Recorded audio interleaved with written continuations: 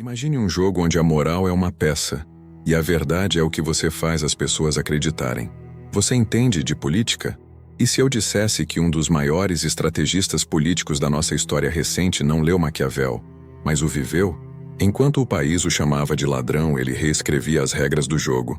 Olá, estrategistas.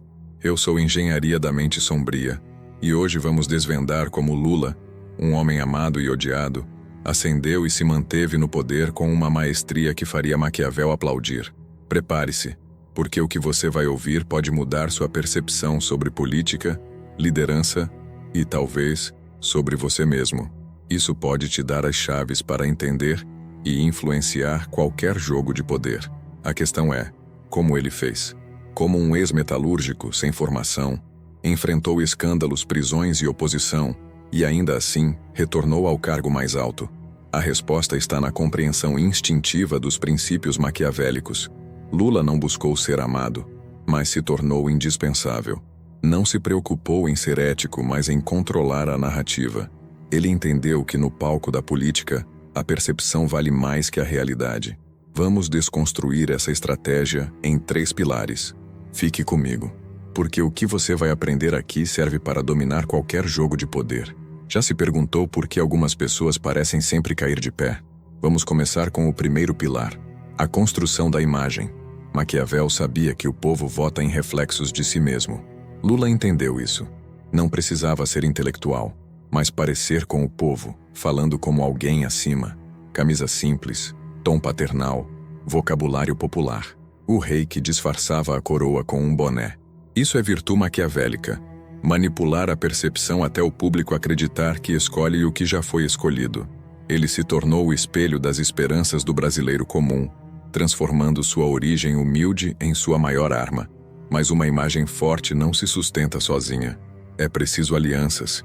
E aqui entramos no segundo pilar, o cálculo por trás do caos. Nenhum trono se ergue sozinho. Lula compreendeu que o inimigo de hoje pode ser a escada do amanhã, e o aliado de agora, o bode expiatório do próximo ato. Suas coalizões, pactos e recuos eram movimentos calculados. O caos aparente era uma cortina de fumaça. Enquanto todos tentavam prever seu movimento, ele mudava o tabuleiro. Maquiavel dizia: é mais seguro ser temido do que amado, mas é mais sábio ser ambos alternadamente. Lula dominou a arte de ser temido e amado, alternando posturas. Não se apegava a lealdades eternas, mas a objetivos estratégicos. Essa flexibilidade foi crucial para sua sobrevivência e retorno. E para consolidar tudo isso, é preciso controle. O controle da narrativa. O terceiro pilar, a narrativa como arma. Os reis de hoje não empunham espadas, controlam manchetes. Quando um escândalo explode, a regra maquiavélica não é negar, é redefinir, transformar culpa em perseguição, derrota em renascimento, ataque em prova de importância. Lula e sua equipe são mestres nisso. Quantas vezes o que parecia ser o fim se transformou em um novo começo? Ele entendeu que quem dita o enredo, dita o perdão. A estrutura é simples, mas letal. Imagem cria fé, aliança cria escudo, e controle da narrativa cria eternidade política. Enquanto você luta por razão em um jogo de emoção, ele controla o ritmo da história.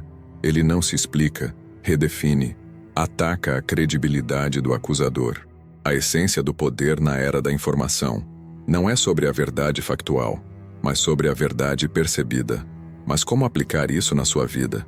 Não estamos falando de política de alto nível, mas de 3 gestos invisíveis de comando que você pode usar para dominar qualquer situação. O silêncio estratégico.